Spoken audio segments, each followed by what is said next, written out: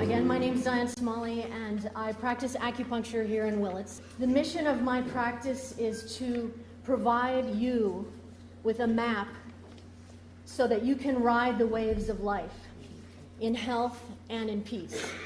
So tonight we're going to send a Valentine. You're going to send a Valentine to yourself. You even have a little Valentine that you can write on if you like. So just recently, I went to a class with the humble title of Recovering the Health of Humanity. And in that talk, at one point they said, these are 5 case deal breakers. Unless these things are handled, the person really can't progress in their healing. And the first thing on the list was this, dysglycemia. And I put this up here because this is a word that's in Latin. All of medicine, all of science uses Latin. How many here are familiar with Latin? A few from church, right. And so something I've realized recently is this is one of the things that keeps us from understanding how our body works. Because it's all, you read almost anything even on the internet, and they're using things like neuromuscular and things that we can't even pronounce. And Latin is actually not that difficult. It's possible to learn, for anyone to learn, because it all breaks down. But it's hard to pronounce, and so we're going to break this down. Dis means bad, or not functioning properly. Glyce is sugar, and emia means blood or in the blood. So we have bad sugar in the blood, and it turns out that sugar in the blood is not something that we want. That's why we have some really powerful mechanisms to get sugar out of the blood and bring sugar back in when we need it. And that's what we're going to be talking about. And here it is, right here. This is just a quick overview. We'll come back to this. So when the blood sugar is low, when we're hungry, the pancreas, we eat some food and the blood sugar gets higher. The pancreas knows what to do with that. It will release a hormone to get more sugar into the blood, or it releases another hormone to take sugar from the body and get it into the blood. And so we'll come back to that. So very quickly, I'll just tell you a little bit about my story. I have a sweet tooth. My name's Diane, and anybody here have a sweet tooth? Isn't that a funny term that we use? Well, I remember in high school, this is the vivid memory, I remember in high school every day going to that vending machine, which luckily they don't have anymore. Isn't that great? And I'd got to get a soda and some candy. And I turned out all right, but I ended up having a lot of symptoms from that. I had terrible menstrual cramps, and that led to a whole other thing that is still affecting me to this day, and it had terrible acne. My feeling about acne is that the blood shows up impurities, and the vessels on the skin are very fine, and so any impurities in the blood are going to show up there. So that's one of the things that we found. Have you heard of Weston Price? Well, he is an amazing man. He's a dentist, and in the 1930s, when he was about 60, he and his wife traveled around the world with a camera. Cameras were pretty well established by then, and they took pictures of people going like this. And he has hundreds and hundreds of pictures of people's teeth, and to just go right to the point there, he found conclusively that where the traditional cultures that were still eating their traditional diets that they'd eaten for thousands of years, they had the nice round, wide dental arches and round faces and were very healthy, straight teeth. Where the places maybe near the coast where the new foods had come in, he called it the displacing foods of modern commerce, were coming in to start civilizing these people. Those people had the narrower faces and more crooked teeth, even in one generation. And the good news about that is that if the mother is eating the healthy foods again, even if she was damaged by that, she can actually give birth to a healthy child. And here's actually a really cute picture that I found of a couple of boys. You see the boy on the right? that nice straight teeth and round face. The boy on the left has, suffered from some degeneration of his health. And the other thing that I thought was really interesting that he found is the healthiest cultures had high amounts of the fat-soluble vitamins that are in our fats. The vitamin A, vitamin D, E, F, K. F stands for fatty acids. These are extremely important nutrients for us to get. And all those cultures tended to eat a fairly high-fat diet. And but there were all different kinds of diets. But when the ones that had most of them had these essential fat-soluble vitamins. And the reason why we need those is so we can absorb minerals. Minerals are another really important part of our diet. If you look, and I didn't bring this, but if you look at a picture, you can get really detailed with this. But there's these energy pathways in the body. From protein, carbohydrate, fat, we make energy from those foods. And at each one of the chemical transitions, there's either minerals or B vitamins involved. So right off the bat, that's why minerals and B vitamins are so important. And we need them in the right balance, and we need them together, not just as a single B vitamin or a single mineral. Okay? So these are the three commodities, the displacing foods of modern commerce. Sugar, white flour especially, whole wheat's a whole different thing, and alcohol. They all operate the same in the body. And the problem that they have is they are refined foods. They're produced in a factory. They didn't come out of the ground that way. And they are empty calories. We're going to talk more about that. The problem when we eat foods that break down to glucose very quickly is they spike the blood sugar and then it drops. And that sends a message of emergency to our emotional brain. We have a deep brain, I call it, the emotional brain. It's also called the mammalian brain. It's deep in here between my fingers. And it's watching everything that's going on, and when the blood sugar goes up, it gets a message, burp, burp, burp, and it starts to mobilize the processes in the body to balance it. And of course, these things were used to establish colonies around the world, and nowadays a lot of them are genetically modified. So, reason number one to let sugar go: the sugar beets and the corn are almost all genetically modified now. We don't want that in our bodies. These foods are controlled by big business. And here's actually a very clean picture, computer-generated picture of a factory where they make sugar.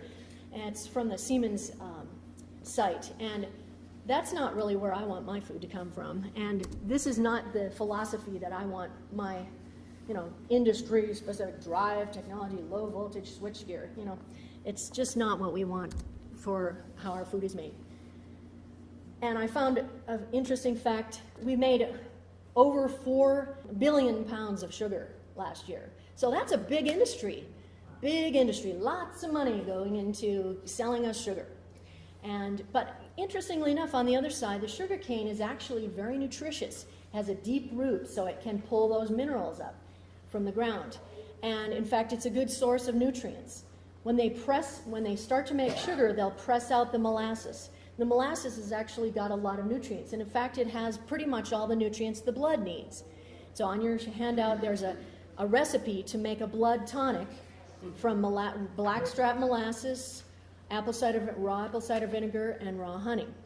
So, like I said before, I'm hoping to help you to navigate those waves of life. Everything in life is on a wave, and this is going to be our map that we're going to use to go through the wave of eating sweet stuff. And so we don't have to spend too much time on this, but everyone knows north, east, south, and west. So we're going to start in the south. This is a model that I've put together about body healing. It's not the same as what we use in Native American spirituality, so it's different. But it's something that just applies to the body that I've been working with, blending the 5 elements with the 4 directions. So let's start in the south, which is the direction of earth. Earth is where our food comes from, right? So we're going to talk about the effect of sugar on digestion and the blood sugar itself. So the first thing that we notice is that here's the crux about sugar, why we call it an empty calorie. When we take it in, everything requires energy to be digested. And so now we're drawing energy from the body to digest this stuff.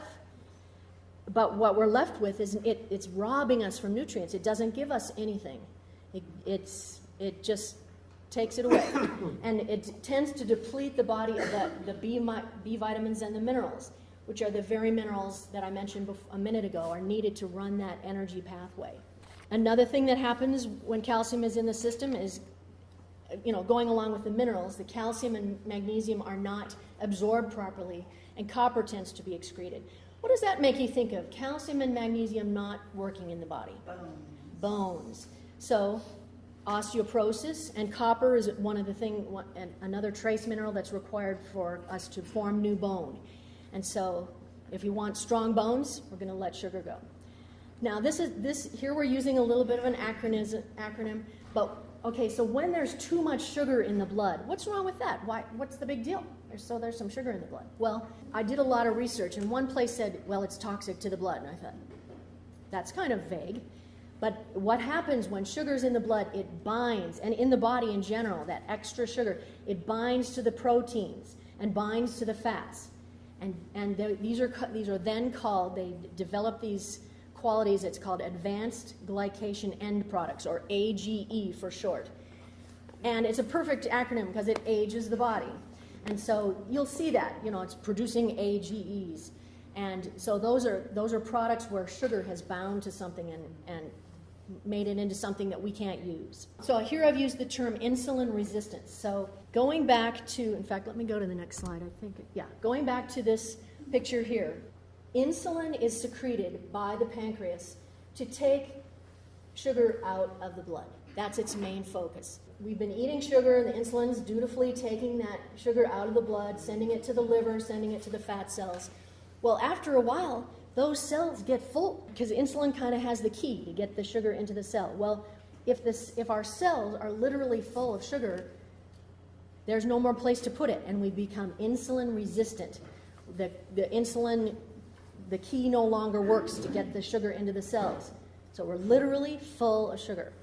So when that's happening, when the body's full of that sugar, then we're starting an inflammation process.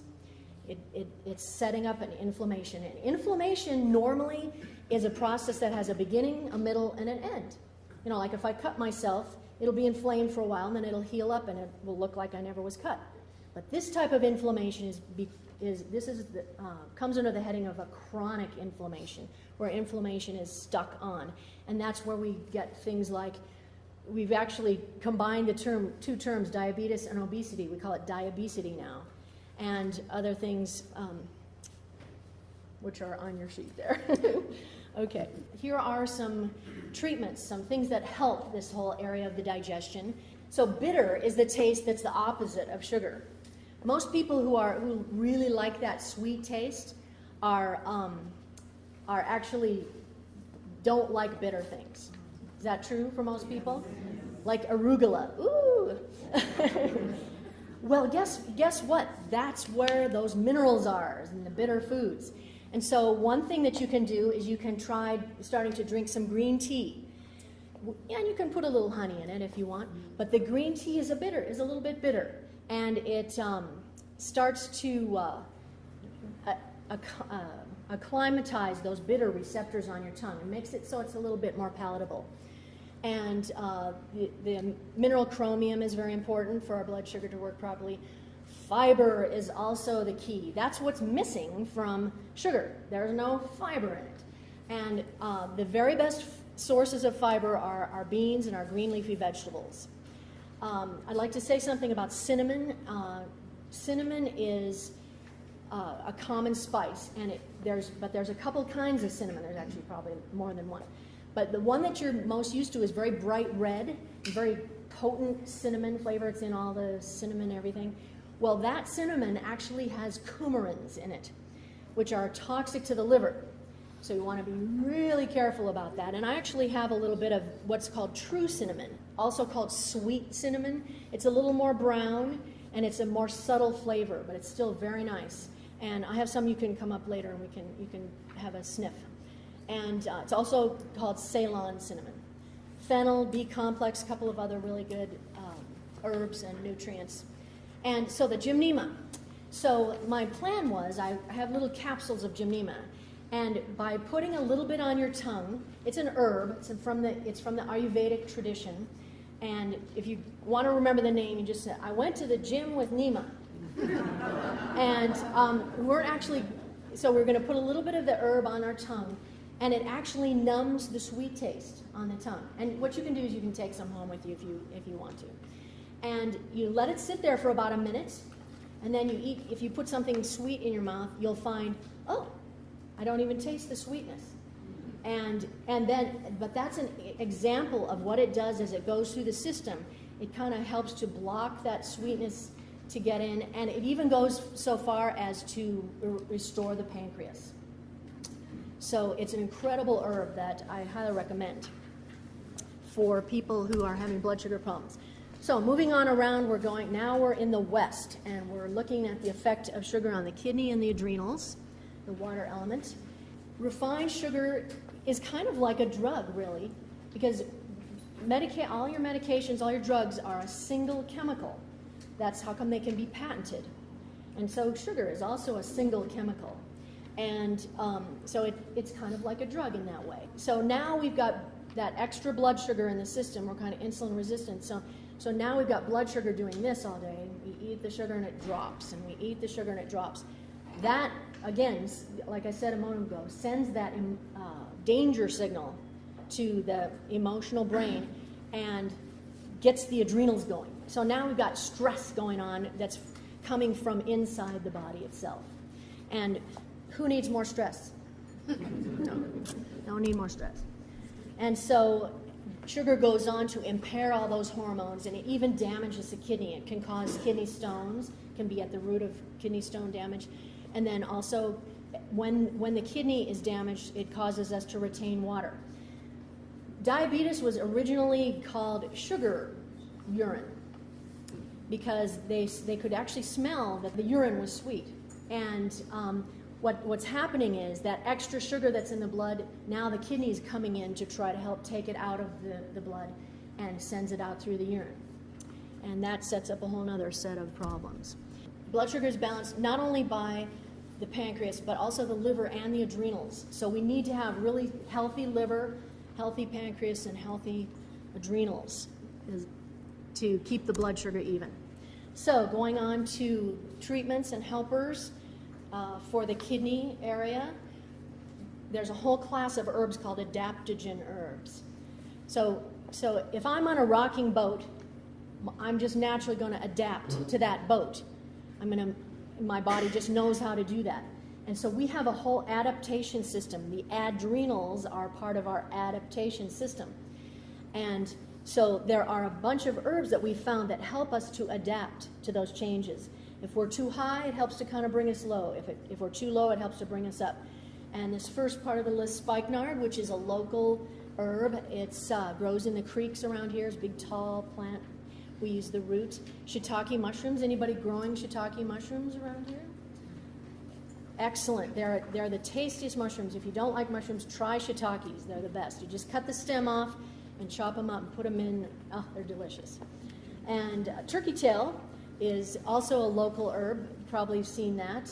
I've got a nice picture of that coming up next. Macas from Central America. It's like a turnip. But since it grows at a high altitude, it has some really good qualities for us.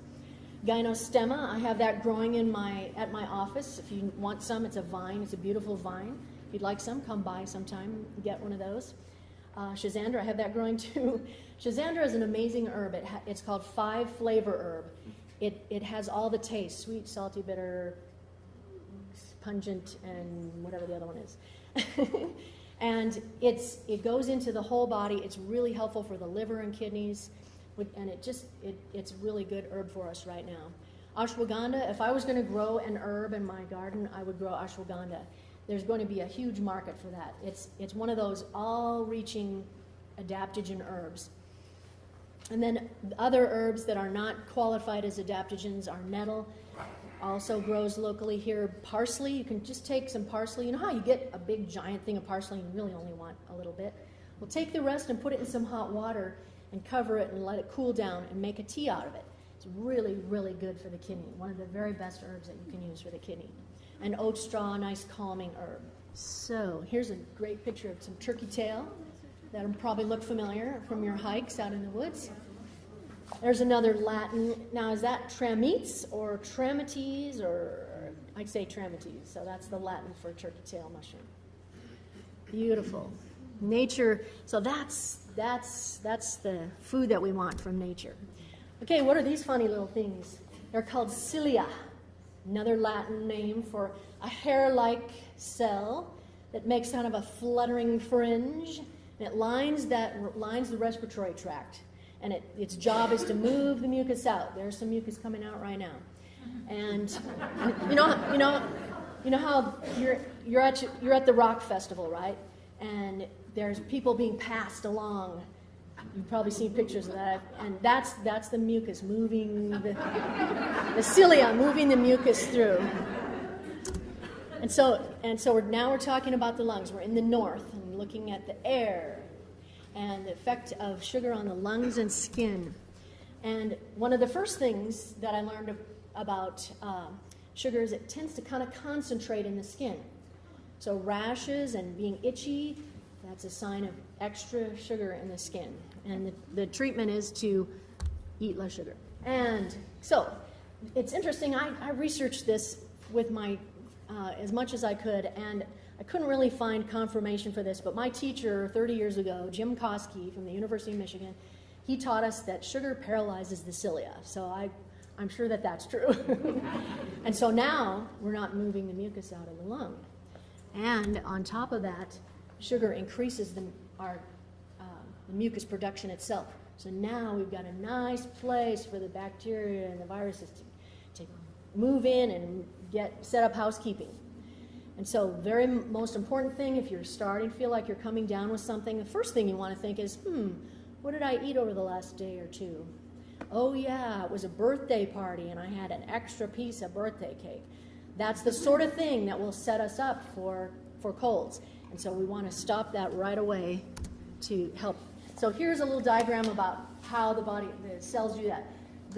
The white blood cell encounters a virus, and its job is to come up to it. It moves along and goes around it and encircles it, and then it actually breaks it down. So that's a good blood cell, good white blood cell doing its job. We find that glucose and vitamin C look a lot alike, and so normally we need a good supply of vitamin C in the cell to do this job right here. Well, if the cell says, "Oh, vitamin C," but it's really glucose and it lets it in, it's going to have a much harder time.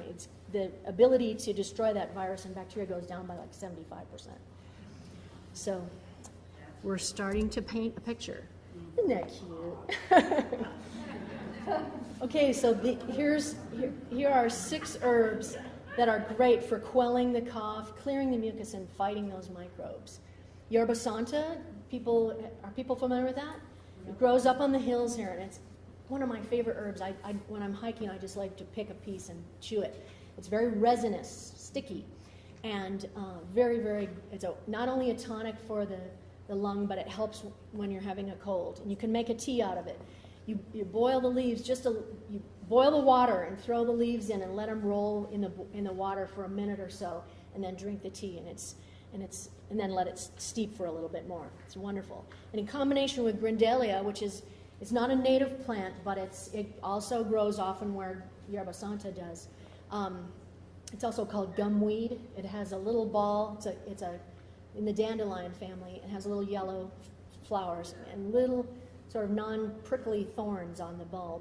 And the two together, the grindelia is great for an expectorant. So it's a great combination for cold. The very best time to treat a cold is right when it's just beginning, the very first sign. Want to do something right away. And again, the rest of the herbs are also excellent. Echinacea is kind of interesting. There's some newer ideas about it that there's been a long time they've said, take echinacea for maybe 2 weeks at the most. Well, it turns out that actually echinacea is an incredible immune builder and can be taken all year round. I know top herbalists who've been taking it for 20 years, and they just swear by it. Okay, now we're moving around to the east, and we're talking about the heart and the vessels. So again, like I mentioned when we were talking about the digestion of sugar, there's a tendency to deplete the B vitamins and the minerals. And here's another Latin word, homocysteine. It's a kind of an amino acid that's kind of a rogue amino acid that we really don't want. It's when homocysteine is high in the body, that's a sign that our protein synthesis is not proceeding properly because we got too much sugar going on. And homocysteine starts the inflammation process. It's very inflaming. And so now we've got that circulating, and it's irritating the vessels. And this is really the beginning of heart disease. Doesn't have any, I say with full conviction that our cholesterol number is not related to our heart disease. In fact, cholesterol comes in and tries to patch those inflamed areas. And so, when we looked in the vessels at first, we saw, cholesterol must be causing this problem, but it's actually the inflammation that's underlies not only heart disease, but diabetes and so forth. Aren't these watermelon carvings amazing? I actually had a really interesting experience with omega-3 just recently. I use the calamari oil. Standard Process makes a calamari oil that's really tasty, and it has much higher DHA portion than anything else I've found. It's the best source of omega-3 that I've found. And I've been without it for about a month. I just didn't get around to reordering it the last time, and so I've been out of it for a while. And I've been really noticing being less grounded. Preparing for this class was whoa. And I'm really glad to say that I just started taking it again today. And I think there's a relationship. It's very interesting. And I also have had tests personally that I had a test when I had been taking the calamari oil, that a blood test where they said, I had a reading, and they said, you're the first person who I've tested whose fatty acids are in the normal range. So I feel pretty good about that source of the omega-3. Flax and chia and hemp and so forth are other sources of omega-3. It's just that they're plant version and they're not the active version, and we have to convert them. So we lose some of that when we have to convert those omega-3s. Buckwheat sprouts. Buckwheat sprouts are an amazing source of rutin. They're about the highest sources of rutin. Rutin is a bioflavonoid that keeps our blood vessels strong. So you can get sprouting buckwheat seeds, and they're delicious and real easy to put in your salad. So that's a good food source of that bioflavonoid. In fact, we want to get our nutrients from food as much as possible. More good herbs. Frankincense and turmeric are two of the top anti-inflammatory herbs that we have. There's another word for frankincense that you'll see, boswellia, is the same as frankincense. And myrrh also, frankincense and myrrh. And some people say that the turmeric, the gold that the wise men brought was turmeric. So if you have frankincense, myrrh, and turmeric, you've got really strong anti-inflammatories. And hawthorn does everything for the heart that we would need. It really helps to normalize the beat of the heart. It normalizes the blood flow to the heart, and just an excellent herb. And as much as possible, the herbs that I've been mentioning tonight are herbs that are tonic and strengthening and can be taken over a fairly long period of time. But just as a general rule, we don't take any herb all the time.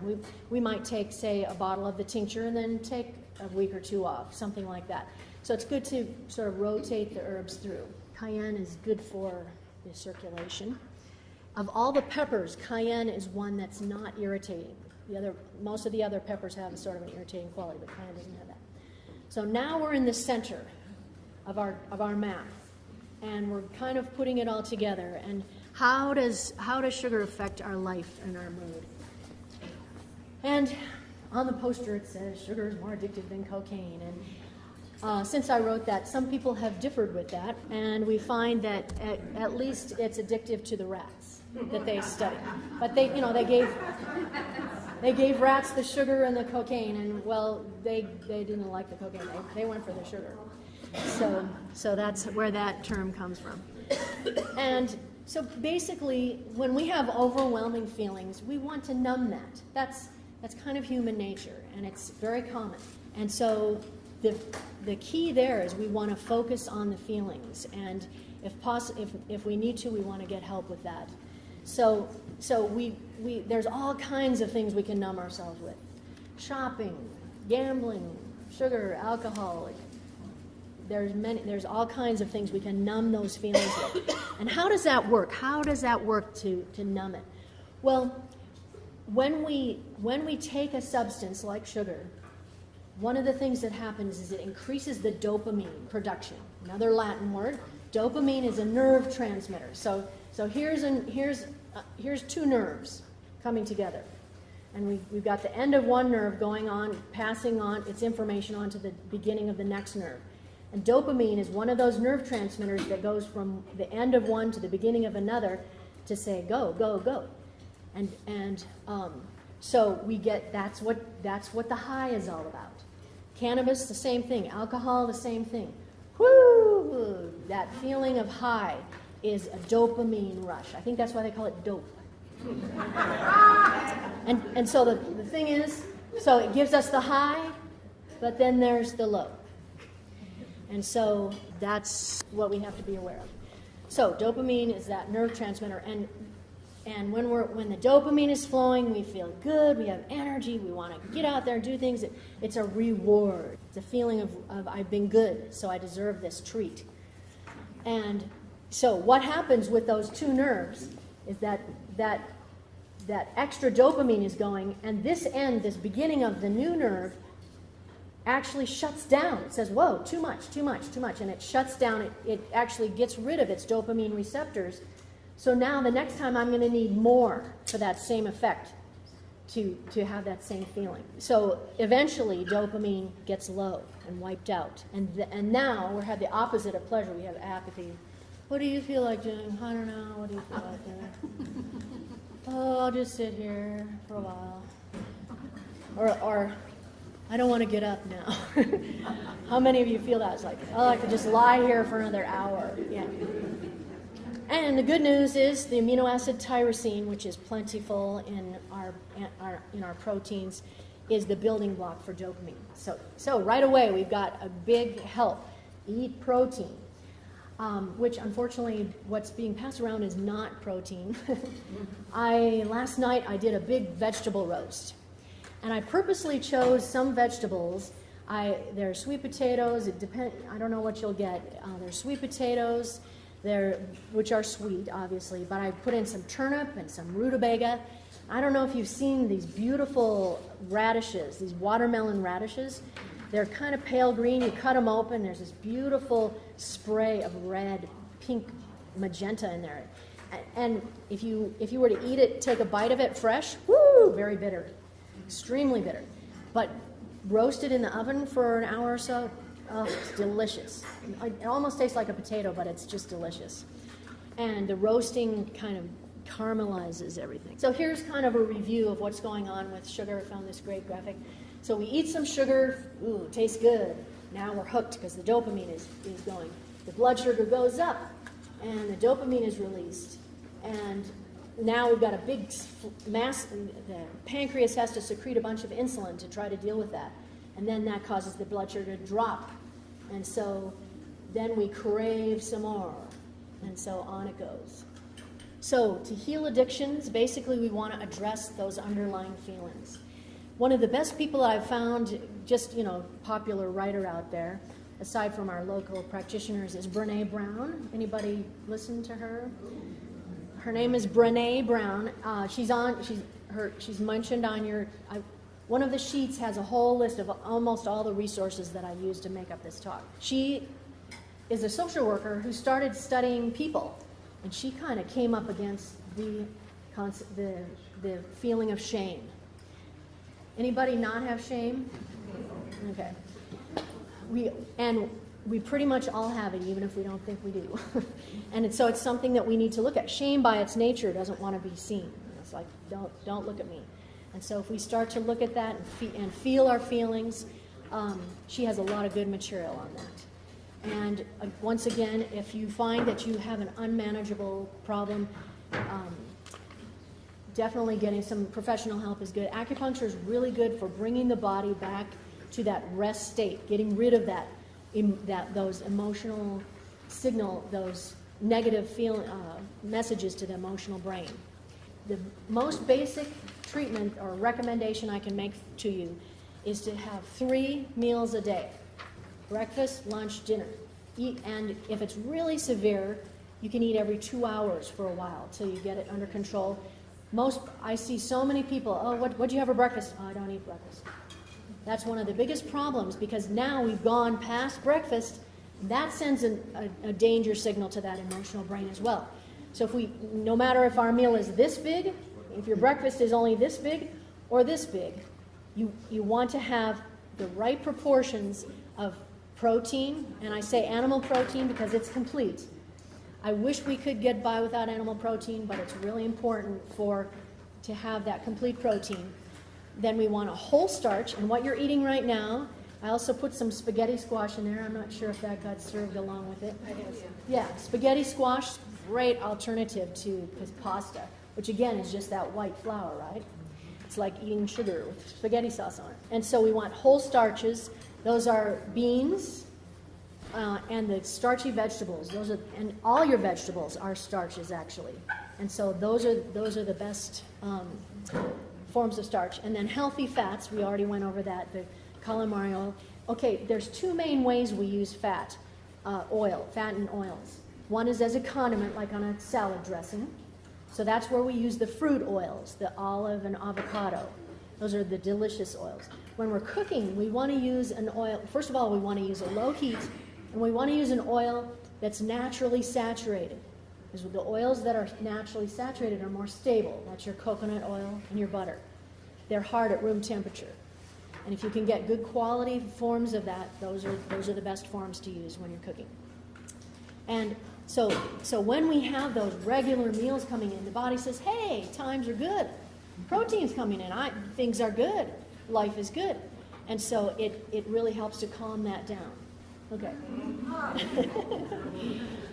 So exercise, one of the very best ways to get that extra sugar out of the body and to clear the cells, improve the circulation. Like I said, I went to this workshop I just went to over and over and over. Everything was exercise. And I'll say a little bit about that. I used to do triathlons and things like that long time ago, over 20 years ago. But the push was long, slow distance. LSD, and that's what we called it. And so we'd go out for these all-day bike rides, 60 miles, and run up Mount Tam, down the other side, and turn around and come back and go back up and over the other side.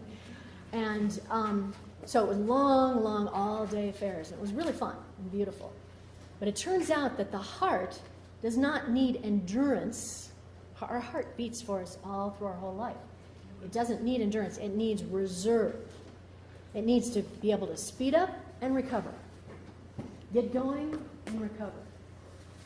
Work hard and then recover. So all of our hills around here are perfect for that. So we go up the hill and then we come back down the other side and recover.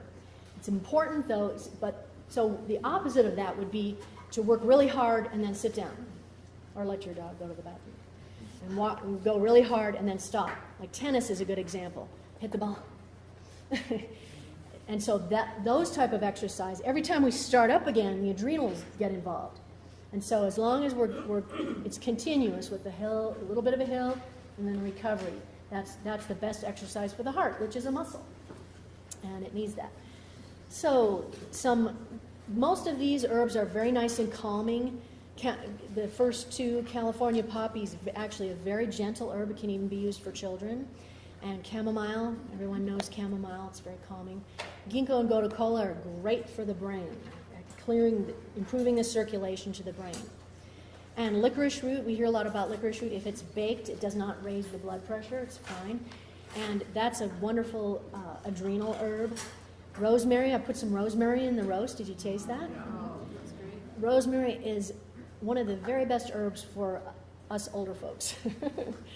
And it really helps to, it's got a lot of antioxidants in it. And seaweeds, what's in seaweeds that we've talked about? Iodine and other minerals. It's one of the best sources of minerals that we have. So now it's time to send a Valentine to yourself. Let's see, there's some coconut butter back there. And how many people are familiar with coconut butter? Okay, it's getting out there. Coconut oil, we're pretty familiar with. Coconut oil is excellent for so many things. It's really good brain food. Did you know that your brain is 60% fat? And that's why I was starting to feel a little wonky without my calamari oil. And so we've got some coconut butter coming around. I made some little chips of it so you can taste it. It's the closest thing that I have found to a treat, and that's actually good for you. Chia seeds, way back about a year and a half ago, we did, I think our very first talk for Avenues to Wellness with Anna DeGali. They made a chia seed pudding. Remember that? And the recipe is probably still on the Avenues to Wellness site. And really, what I did just recently, I wanted to bring some, but I already had 3 or 4 other foods. And you just put some chia seeds in some coconut milk. And they make an unsweetened coconut milk. There's one brand that they sell at Mariposa, unsweetened vanilla. Unfortunately, they put a lot of other things in it too, nutrients and stuff like that to try to make it beefier. But it's got some vanilla in it already. So you put the chia seeds in there. If you stir them a little bit, they won't clump together too much, and it makes tapioca. How are those roasted vegetables? Good. They're even better when they first come out of the oven, let me tell you. They're so delicious. And the spaghetti squash, I brought a little piece of that here. Let me get this. In case you haven't tried that, this is kind of what it looks like. And the squash is like this, and I cut it crossways like that. If you cut it the other way, it doesn't really matter. But if you want long strands of something that looks like spaghetti, it grows around. See, it's growing around. And obviously our fruits are wonderful because they are a whole starch. They break down more slowly. They don't send sugar into the system right away. And I really think the most important thing is to eat fruit first thing in the morning. Because fruit likes an empty stomach. Have you ever heard that? If I have a big meal, if it's dinner time and I've had a big meal, and then I eat some fruit on top of that for dessert, it's going to ferment. It's going to hit that other food, and it's just going to ferment. That's the main cause of gas. Anybody comes to me and says, "Oh, I have gas." Well, do you eat fruit for dessert? And they almost always say yes. So fruit ferments, and so we want to eat it on an empty stomach. Oh, another thing that I've found lately is at Mariposa, they have those red Danju pears. Have you had those? Oh my gosh, they're so delicious. And here's another thing, as far as weight loss goes, aside from what I've already said about eating those balanced meals, the current thing right now with weight loss, and there's a million diets, it's just mind-boggling, is to confine your eating to a certain period of the day. If you can do 8 hours or even 6 hours, like sometimes they'll say eat from noon to 6, but that means you waited till noon to eat. I don't recommend that. So maybe eating from 8 till 4 in the afternoon, something like that. So stopping your eating earlier in the day, you're going to lose the weight. Amazing. So there's actually a lot more ideas than this on your handout, and so maybe take a look at that. We're getting close to when we need to stop it. Take a moment, and if you don't have a pen with you, just maybe hang on to that little heart, that little doily heart that you've got, and take a moment and maybe say, I'm going to reach out to my friends. And you noticed I used the word ing on all these because it's a process, finding true sweetness. We don't find it, we're finding it. We have a long life, and we might as well just go a little bit at a time, a step every day. We don't ever arrive, do we? Life is about getting there. And pretty soon we'll find ourselves just letting that go. And I'll tell you what really did it for me for letting sugar go, I feel pretty clear with it now, is one of the handouts you've got. It's got 144 things that sugar does to your body. And by the time you finish reading that, I guarantee you'll get it. And if you read it several times, you will see this is just not something that I want to have going on for me. All right, so let's see if there's anything else. Look at that. Does that look uncomfortable to anybody? That's one way to reach out to your friends. And this is my Valentine to you. Do you have any questions? Okay, there's a question about the coconut butter. And right now at Mariposa, they have 3 different kinds. It's when you go to Mariposa, pretty much want to shop the outside. Just ignore the aisles as much as possible. But in the baking aisle, towards the front, towards the cashier desk, there's Aunt Patty's creamed coconut. And that's what this is. It's fairly hard in the jar. That Aunt Patty's creamed coconut. It's the same thing, coconut butter. You just sort of scoop it out with a spoon a little bit, pour some into your bowl, and have a little taste. It's really delicious. But one thing I'll say is, when you get it home, you'll see that there's a little bit of coconut oil on the top, because when they poured it in the jar, it separated. So I put it in a pan of hot water on the stove with the cap off, and let it just warm up. You want to catch it, don't want it to be too hot. And then you can stir it up a little bit, and it'll mix, and it'll stay mixed for you. It doesn't. Can I say something, Diane, that for me, that I think, especially for me, that we have all this goodness presented to us, but we have to be cautious and not overdo it. Mm-hmm. Not like big jar to bed with you. Right. Well, I find it's kind of expensive. Sugar's cheap, and so the coconut butter's kind of expensive. Honey is kind of expensive. I'm going to be a little bit more judicious. I mean, honey's sticky, it's kind of hard. It's kind of hard to get out of the jar. So, but Josie was saying, be careful that we don't take these solutions and overdo them either. It's possible to eat nothing but fruit all day. It's possible to eat nothing but carbohydrates all day. And that's another interesting point, is we have a natural mechanism for feeling full when we eat protein or fat. But when it comes to carbohydrates, we can just eat them all day. We just don't have that same satiation mechanism in the body, and so we can overdo it. So thank you for that. What fruits are lower than the glycemic index? I'm very sensitive to sugar. Mm-hmm. It blows my head. Yeah, the melons and the berries are the very best. The berries are probably the very best, and that's about the best. So the question was, what fruits are lowest in glycemic index? And the melons and the berries are the ones. Diane, Yes. you mentioned at the beginning about inflammation. Yes. Is inflammation synonymous with acidic pH? Well, when I hear that, so the question is, you probably heard the question, is inflammation the same as an acidic pH? When we look at the blood has a fairly narrow range that it wants to be in. And all the organs of the body have a role in keeping that blood just the right pH. And so, are you talking about saliva pH or stomach pH, or because the stomach and the small intestine, the stomach is widely acid. The small intestine is quite alkaline. So there's a lot of variation in the body, and I don't focus on the pH too much. I focus more on getting the bile to flow from the liver, which is from the first talk. pH is a measurement of a substance. The pH is not a force. There's nothing about the pH of something that's directing a result. It's all the organs of the body. If the organs of the body are getting the nutrients that they need, then our pH is going to be where it's supposed to be. Any other questions? Yes?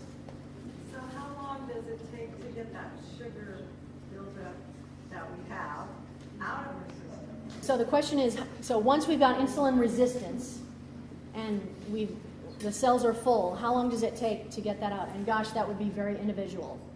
It would vary so much. And I couldn't give you a real good answer. Yes? Hi, Diane. I got a package of shiitake noodles the other day. Oh, interesting. What Oh, I haven't seen that. I'd have to see if it was combined, some shiitake and some wheat. I don't know. I haven't seen those. Anybody else seen them? Shiitake noodles. Has anybody ever? I think it's Shiitake, and it's a plant from South America. Oh, okay. That looks sort of like a noodle. And there's no cholesterol. All right. I've been using them. They're pretty fun. Has anybody seen those little devices you can make noodles out of your zucchini? Yeah, those are good. What about brown rice noodles? Brown rice pasta? Well, when we're using the whole grain, that's when we're getting the nutrients that go with it. It just depends on how processed it is. You know, it might be, it's hard to say if something's cooked out of it. But I don't really use pasta myself, so other than that, I can't really say. But there's a big difference between whole grain bread and white bread. Whole grain flour and white, refined flour. It's the refined flour that we're talking about. Any other questions? Yes. I have a question. When you were talking about the pancreas with the blood sugar, was I mistaken, or did you say that there's some herbs that can help rejuvenate? I have a daughter that has severe pancreatitis. Well, that's a little different from just the worn out pancreas, but the gymnema does actually really help those islets of Langerhans to recover. But as far as the pancreatitis, that would be a different situation of inflammation. But she, the first thing I ask is what is her diet like, and another that sort of links up with your question. As soon as we stop putting the sugar in and the white flour in, then that situation of the insulin resistance is going to start reducing right away. Really, it's amazing how immediate the body reacts to things. All right, did everyone get some coconut butter to try? What do you think? What do you actually use the coconut butter for? I mean, what can you use? The question is, what can you use the coconut butter for other than just eating out of the jar? That would be a good thing to look up for recipes. There's one recipe that I have from an author named Nora Goddess. She wrote a book called Primal Body, Primal Minds. Excellent. She's got these Nora's Nutball Snackers. And I have the recipe for that. I've made it a few times. You just put there are these low-carb things like cocoa powder and coconut butter and nuts and seeds and sort of grind it all together and make these little nut balls out. I was going to add on to her, there's a book called Against All Grain that does call for coconut butter in recipes like that are made with almond flour. What was the name of the book again? Against All Grain. Against All Grain. Yeah, there's lots and lots of books out now about this wheat brain and wheat belly and brain maker and you name it. There's all kinds of things, and because it feels like we're kind of starting to get a grasp on some of the things that are really behind the disease process instead of these guesses like, oh, it's fat. 1 year it's fat and the next year it's protein. It's just crazy. We call that annual medicine. You have to keep up with the literature because it changes every year. One more. Are enriched and refined the same? And are enriched and refined the same thing. So flours or sugar would be refined. Usually it's flour would be refined. They take all the nutrients out, so that's refined, and then they put some nutrients back in. That's called enriched. But they're synthetic nutrients is what they're putting in. It's not the nutrients that it came with. The wheat is incredibly nutritious as it is. Wheat germ oil has a great source of vitamin E, but they take all that out and then put some synthetic vitamins back in. So no, it's not the same thing. All right, I think we've gone past the